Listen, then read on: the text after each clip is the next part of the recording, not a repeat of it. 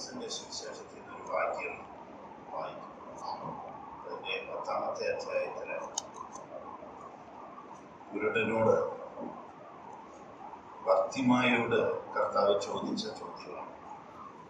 കുരുടൻ കർത്താവിനോട് നിലവിളിക്കുക, ദാവീദിന്റെ പുത്ര എന്നോട് കരുണ തോന്നണമേ എന്നാണ് 48-ാം വാക്യത്തിൽ വായിക്കുന്നത്. താഴോട്ട് വരുമ്പോൾ അപ്പോൾ യേശു നിന്നു അവനെ വിളിപ്പീൻ എന്ന് പറഞ്ഞു. ധൈര്യപ്പെടുക, എഴുന്നേൽക്ക, നിന്നെ വിളിക്കുന്നു എന്ന് അവർ പറഞ്ഞു. മർക്കോസ് 10-ന്റെ 50-ാമത്തെ വാക്യം. അവൻ തന്റെ പുതപ്പ് ഇട്ട് കളഞ്ഞ് ചാടി എഴുന്നേറ്റു യേശുവിന്റെ അടുക്കൽ പറഞ്ഞു. യേശു അവനോട്, ഞാൻ നിനക്ക് എന്ത് ചെയ്തു തരണമെന്ന് നീ ഇച്ഛിക്കുന്നു എന്ന് ചോദിച്ചു. കർത്താവ് കുരുടനോട് ചോദിക്കുന്ന ചോദ്യം, ഞാൻ നിനക്ക് എന്താണ് ചെയ്തു തരണം? ഇന്ന് രാവിലെ നാം കേൾക്കുകയായിരുന്നു, നാം കാത്തിരുന്നപ്പോൾ നമ്മിലേക്ക് ചാഞ്ഞ ഒരു കർത്താവ്. രണ്ടാമതായിട്ട് കർത്താവിന്റെ മഹത്വത്തെ കുറിച്ച് കർത്താവിന്റെ ദാസൻ അഭിലാഷം ഓർപ്പിക്കുകയും, മൂന്നാമതായിട്ട് സാമോനും അതിനോട് ചേർന്ന ചിന്ത തന്നെയാണ് പറയുന്നത്. കർത്താവ് എന്തുമാത്രം നിന്ദയും കഷ്ടവും നമുക്ക് വേണ്ടി അനുഭവിച്ചു. ഇവിടെ കർത്താവ് ഇത് ചോദിക്കുമ്പോൾ ഇതിന്റെ മുകളിൽ ഒരു ചോദ്യം കർത്താവ് അങ്ങോട്ട് ചോദിക്കുന്നു. ഇത് കുരുടൻ കർത്താവിനോട് ചോദിക്കുന്ന കാര്യമാണ് ഇപ്പൊ വായിച്ചത്. എന്നാൽ സെബദിയുടെ മക്കളായ യാക്കോബും യോഹന്നാനും അവരുടെ ഉള്ളിൽ കർത്താവിനോട് ഒരു കാര്യം ചോദിക്കാൻ വന്നു നിൽക്കുകയാണ്. 35 മുതൽ താഴോട്ട് വായിച്ചാൽ കാണാം. അവിടെ അവർ അവനോട്, ഞാൻ നിങ്ങൾക്ക് എന്ത് ചെയ്തു തരുവാൻ നിങ്ങൾ ആഗ്രഹിക്കുന്നു? അപ്പൊ ഇവരുടെ ഉള്ളില്ല ആഗ്രഹം സ്വർഗത്തിൽ കർത്താവിന്റെ ഇടത്തും വലത്തും ഇരുത്തണം. അത് ചോദിക്കാനാണ് ഈ സെബദിയുടെ മക്കൾ യോഹന്നാനും യാക്കോബും വന്നിരിക്കുന്നത്. പക്ഷെ കർത്താവ് അവരോട് അങ്ങോട്ട് ചോദിക്കുകയാണ്, ഞാൻ നിങ്ങൾക്ക് എന്ത് ചെയ്ത് തരണമെന്നാണ് നിങ്ങൾ ആഗ്രഹിക്കുന്നത്? ദൈവം എന്ന നിലയിൽ കർത്താവിന് അറിയാം ഇവരുടെ ഉള്ളിലെ ആഗ്രഹം. ഇവർ ചോദിക്കാനിരിക്കുന്നത് സ്വർഗത്തിൽ ഇടത്തും വലത്തും ഇരിക്കുന്ന ആ കാര്യത്തെ കുറിച്ചാണ് ഇവർ ചോദിക്കാൻ പോകുന്നതെന്ന് കർത്താവിന് നന്നായി അറിയാം. എന്നാൽ അവിടെ ഈ കർത്താവ് ചോദിക്കുകയാണ്, അവരോട് കർത്താവ് ചോദിക്കുകയാണ്. അവരും കർത്താവിന്റെ മുൻപിലാണ് നിൽക്കുന്നത്, അവരും കർത്താവിന്റെ അടുക്കലേക്കാണ് വന്നിരിക്കുന്നത്. അവരുടെ ആഗ്രഹം, അല്ലെങ്കിൽ അവരുടെ ആവശ്യം എന്ന് പറയാൻ പറ്റില്ല, അവരുടെ ആഗ്രഹം പറയണം. അവിടെയും കർത്താവ് ചോദിക്കുന്നത്, ഞാൻ എന്ത് നിങ്ങൾക്ക് ചെയ്തു തരാം? കുരുടന്റെ ആവശ്യം കണ്ണ് തുറക്കുക എന്നുള്ളതാണ്.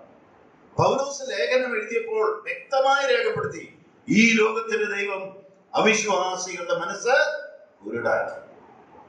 നേരത്തെ കുരുടന്മാരായിരുന്നു, ഇരുളിലായിരുന്നു, വെളിച്ചമില്ലായിരുന്നു. പാപികളിൽ ഒന്നാമനായ ടിമി ആഡംസ്, അല്ലെങ്കിൽ പാപികളിൽ കൊടും പാപികളായതാ പൗലോസ് പറഞ്ഞു, ആ പാപികളിൽ ഞാൻ ഒന്നാമനാണ്. അയ്യോ, ഞാൻ അനിഷ്ട മനുഷ്യൻ. പ്രിയമുള്ളവരെ, നമ്മെ കണ്ടിട്ട് നമ്മോട് കർത്താവ് ചോദിക്കുന്നത്, ഞാൻ നിനക്ക് എന്ത് ചെയ്തു തരണം? ഇവിടെ നിന്നുകൊണ്ട് യെശയ്യാവിന്റെ പുസ്തകത്തിൽ നിന്ന് ഒരു കാര്യം ഞാൻ പറയാം, സമയക്കുറവുകൊണ്ട് വായിക്കുന്നില്ല. അവിടെ കർത്താവ് നമ്മുടെ രോഗങ്ങളെ, നമ്മുടെ പാപങ്ങളെ ചുമക്കുകയാണ്. പത്രോസ് ലേഖനം എഴുതിയപ്പോൾ അവൻ നമ്മുടെ പാപങ്ങളെ ചുമന്നു. ഒരു തോളിൽ കർത്താവിന്റെ, ഒരു തോളിൽ ക്രൂശാണ്, ഒരു തോളിൽ പാപമാണ്. 2 തോളിലും ഇത് ചുമന്നുകൊണ്ട് നിൽക്കുന്ന കർത്താവിനോട് പിതാവ് ഒരു അക്ഷരം പോലും മിണ്ടിയില്ല. പിതാവേ, കഴിയുമെങ്കിൽ ഈ പാനപാത്രം നീക്കണമെന്ന് പറഞ്ഞപ്പോൾ പിതാവ് മൗനമായിരുന്നു.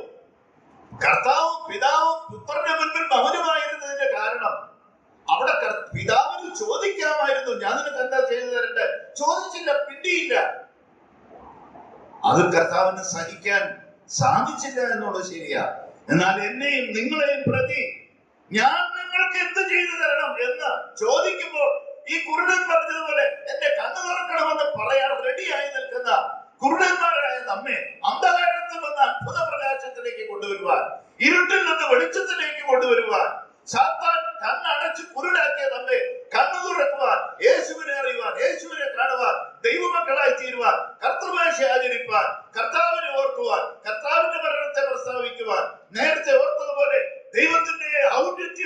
മഹത്വവും അറിയുവാൻ, അറുക്കപ്പെട്ട കുഞ്ഞാടിന്റെ ആ നമുക്ക് വേണ്ടി ക്രൂശിൽ ചൊരിഞ്ഞ രക്തം, അതാണല്ലോ ഈ പാനപത്രം ഓർപ്പിക്കുന്നത്.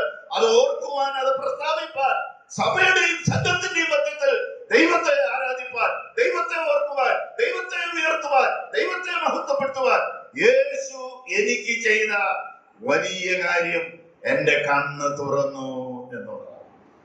ഉടനെ കർത്താവ് പറഞ്ഞെന്താ? ആ കുരുടൻ പറഞ്ഞു, എന്റെ കണ്ണ് തുറന്നാൽ മതി, വേറൊന്നും വേണ്ട. ഏറ്റവും വലിയ ആവശ്യം യേശുവിന്റെ മുൻപിൽ നിൽക്കുമ്പോൾ അവന്റെ കണ്ണ് തുറക്കുക എന്നുള്ളതാണ്. കർത്താവ് പറഞ്ഞു, നിന്റെ വിശ്വാസം നിന്നെ രക്ഷിച്ചിരിക്കുന്നു, സമാധാനത്തോടെ പോവുക. ഉടനെ അവൻ കാഴ്ച ലഭിച്ചവനായി കർത്താവിനെ അനുഗമിച്ചു. രാവിലെ ഒരു സമയമുണ്ടായിരുന്നു, എന്നോടും നിങ്ങളോടും ചോദിച്ച ഒരു സമയം, ഞാൻ നിങ്ങൾക്ക് വേണ്ടി എന്ത് ചെയ്യണം? ആ ചോദ്യം ചോദിക്കുമ്പോൾ പിതാവെ കഴിയുമെങ്കിൽ ഈ പാനപാത്രം നീങ്ങണമെന്ന് പറയുമ്പോഴും അവന്റെ ക്രൂശിൽ അവൻ ഒരു തോളിൽ ക്രൂശും ഒരു തോളിൽ എന്റെയും നിങ്ങളുടെയും പാപം ചുമന്നവനാണ്. നമ്മുടെ പാപത്തിന് പരിഹാരം ഉണ്ടാക്കിയവനാണ്. രാവിലെ ആ കർത്താവിനെ നമ്മൾ ഓർക്കാം. നമുക്ക് വേണ്ടി വൻകാര്യങ്ങളെ ചെയ്ത, കണ്ണു തുറന്ന, കാഴ്ച തന്ന, ദൈവമുള്ളവരും ദൈവമക്കളാക്കി തീർത്ത, സ്വർഗത്തിൽ ഇരുത്തിയ കണ്ണീർ നാം ദൈവമക്കൾ എന്ന് വിളിക്കപ്പെടുവാൻ പിതാവ് നൽകിയ വലിയ സ്നേഹത്തെ ഓർത്ത്, വലിയ വീണ്ടെടുപ്പിനെ ഓർത്ത്, വലിയ രക്ഷയെന്ന കാലത്തെ ഓർത്ത് നമുക്ക് അവനെ സ്തുതിക്കാം, അവനെ നന്ദി പറയാം. കർത്താവിന്റെ നാമം ഇന്നും എന്നേക്കും വാഴ്ത്തപ്പെടുന്നതാകട്ടെ. ആമേൻ.